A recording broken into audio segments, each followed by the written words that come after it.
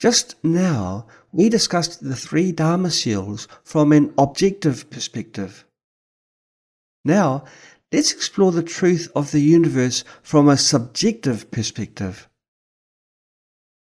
The mind is the Dharma realm, and the Dharma realm is the mind.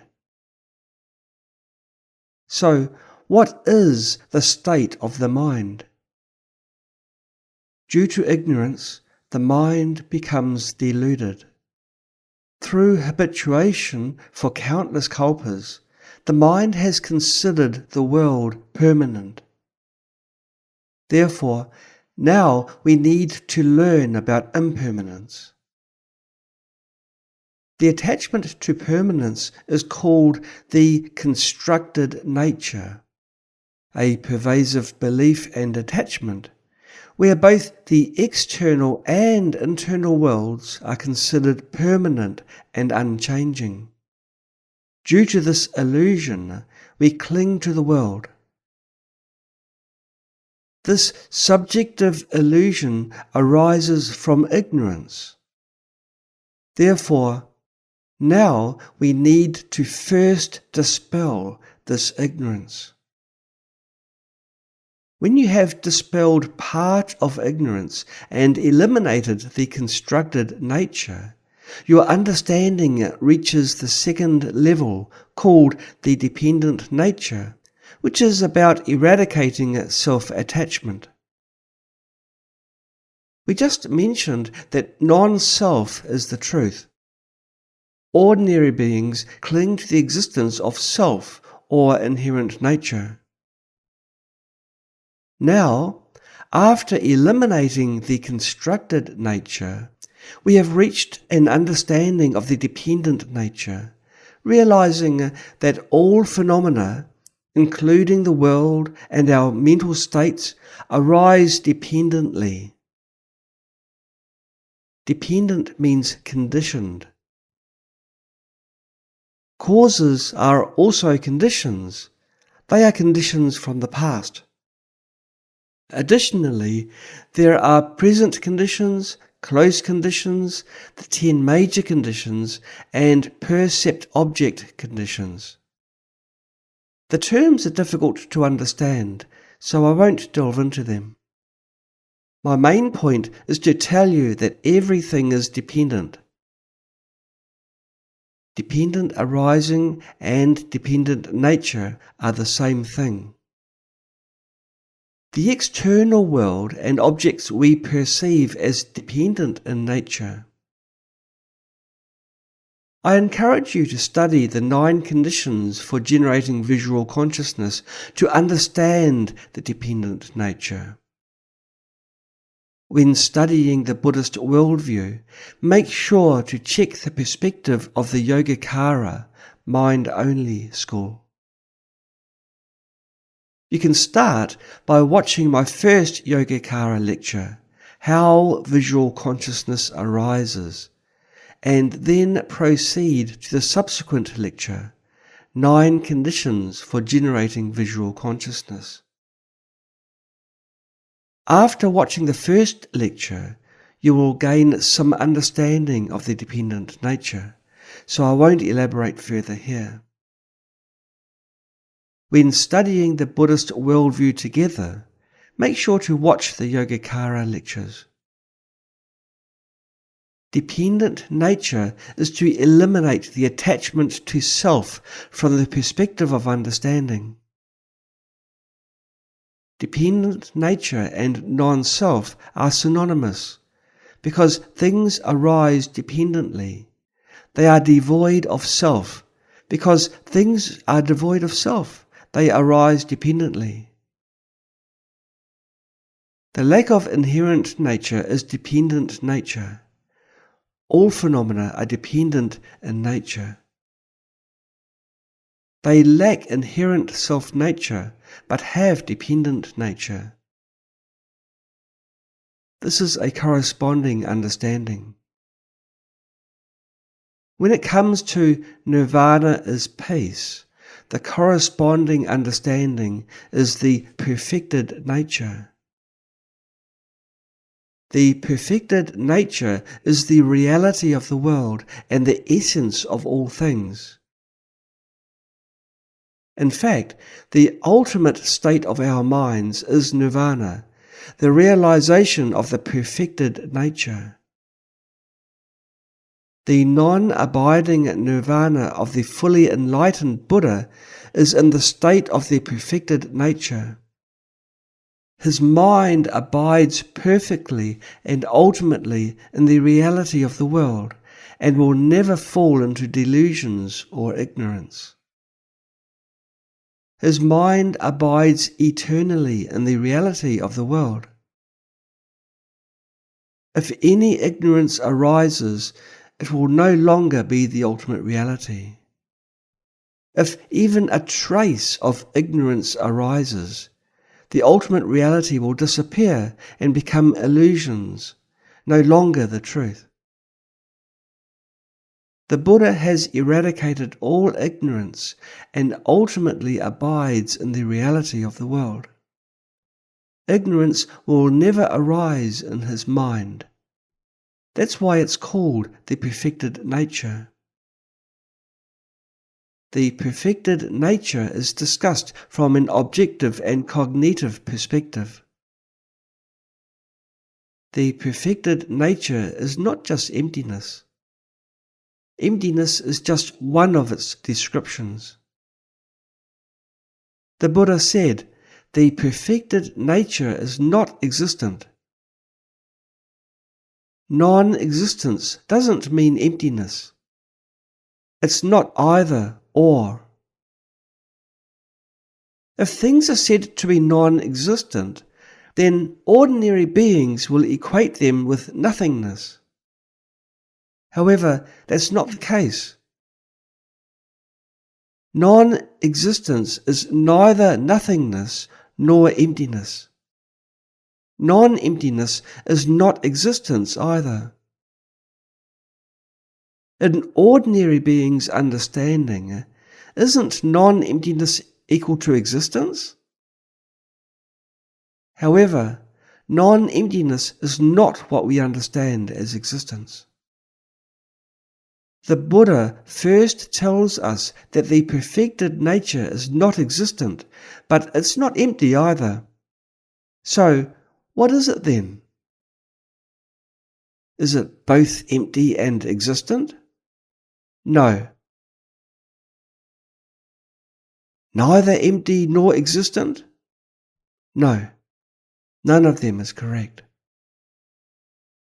The perfected nature cannot be described, so the Buddha always explained it with negations. It's neither empty nor existent. Not both empty and existent. Not neither empty nor existent. With so many negations, Chinese pronunciation fei, you might be able to fly, Chinese pronunciation fei. The perfected nature is beyond description. The Buddha's mind can realize it, and so can yours. This is the first truth realized by the Buddha. Of course, the realization of the first truth relies on the conventional truth. What is the conventional truth? The conventional truth is the dependent nature. The dependent nature is usually considered the conventional truth. The truth of the conventional world is the dependent nature. All phenomena are dependent in nature. The ultimate truth is the first truth. The union of the ultimate truth and conventional truth is the true perfected nature. If an enlightened being describes the ultimate truth, then it's not the real ultimate truth, because the real ultimate truth is beyond description. As the Tathagata said, the so-called truth is not truth, but called truth. The truth here refers to the ultimate truth. Here we have described the Buddhist worldview from two perspectives, one from an objective perspective and the other from a subjective perspective. You can gain an understanding from them.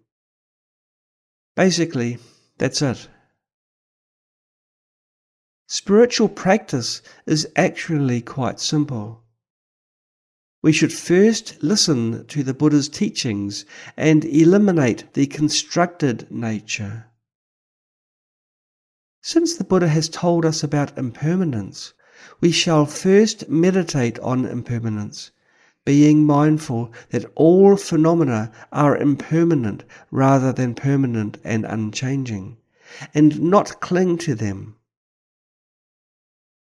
It's hard for ordinary beings to get rid of their illusions, as that is a habit. Whatever we grasp onto, we naturally tend to consider it permanent and unchanging, which is an attachment brought by the notion of permanence. For example, when we hold a cup, we will think, "It hasn't changed. Where is the change?" In the perception, sensation, and cognition of ordinary beings, it remains unchanged. If one day it's broken or gone, we would think it has ceased. As ordinary beings, we either fall into the extreme of permanence or the extreme of nothingness. We cling to either permanence or nothingness. This applies to how we perceive people too. When someone is alive, we consider them changeless, but in reality they are changing every day, as we ourselves know. While someone is alive, we believe there's an unchanging self, but once they die, we think the self ceases to exist, is gone. We believe this self is permanent and unchanging, but one day it suddenly disappears, completely turning into nothingness. This kind of thinking is really childish. Ordinary beings cling to either permanence or nothingness. So we need to eliminate the constructed nature. In our daily lives, we should constantly meditate in this way. Whatever we encounter, be mindful of its impermanence and don't cling to it. Since it is impermanent, it cannot be grasped, kept, or attached to. Attachment means grasping. Impermanent things are like clouds, which we know are impermanent and cannot be grasped. In reality, all phenomena cannot be grasped, like clouds. They are just the continuum of similar items. The most important concept I emphasize is the continuum of similar items, arising and ceasing moment by moment. Due to ignorance, ordinary beings cling to permanence. When things break, we believe they have ceased to exist. The attachment to the extremes of permanence and nothingness is called the constructed nature. Generally, we believe that all phenomena are real, either permanent or ceased. This is a subjective illusion caused by ignorance. When we practice, we should first eliminate this attachment. This is very important. It's the most crucial understanding for our progress into the second step. We should confirm that all phenomena are impermanent moment by moment, known as subtle impermanence. This is crucial. So you need to learn my course, All Conditioned Things Are Impermanent, which is the most important initial understanding of our Buddhist worldview. The next step is to study the dependent nature. Dependent nature encompasses the law of cause and effect, as well as the principles of non-self and dependent arising. All phenomena arise from causes and conditions. Since they arise dependently, it proves that they lack inherent nature, or, in other words, they are devoid of self. This understanding of the second step is very important. After realizing this truth, we should use it as a remedy. Don't cling to the existence of self, and don't consider external things, such as your family and your possessions, as having inherent nature. When you see an external object, be aware that it lacks inherent nature, just like clouds in the sky. There is nothing unchanging inside them. They are essentially empty. Since there is nothing unchanging, isn't it empty? You cannot find anything permanent and unchanging. Everything is compounded. Just like a robot, there is no self inside. It's just a machine. Like a computer, it seems to have subjective agency, but in fact it doesn't. It's just a set of software that operates logically whenever there is power. Computers can help us easily understand that humans are devoid of self. Computers are devoid of self, and there is nothing unchanging inside. Similarly, in the 5 aggregates of humans, there is no unchanging self existing in the body or mind. Therefore, both the body and mind are dependent in nature. We can primarily recognize this from our body and mind, understanding that both body and mind are dependent in nature. This understanding is very important. With such a right understanding, it will be easy for us to deal with afflictions. At this point, afflictions are like rootless trees which will naturally wither away. Attachments will naturally wither away. Because originally you were attached to something, but now you understand the nature of dependent arising. You can't grasp onto it anymore, as there's nothing to grasp onto, nothing to cling to anymore, just like removing the firewood from under the cauldron. Previously, we had attachment because we considered it real, permanent, unchanging, truly existing, with a self and inherent nature. Now, after realizing that it's impermanent and devoid of inherent nature, we cannot grasp it. Even if you wish to grasp, there is nothing to grasp onto, as everything is dependent. They are illusions, like clouds in the sky.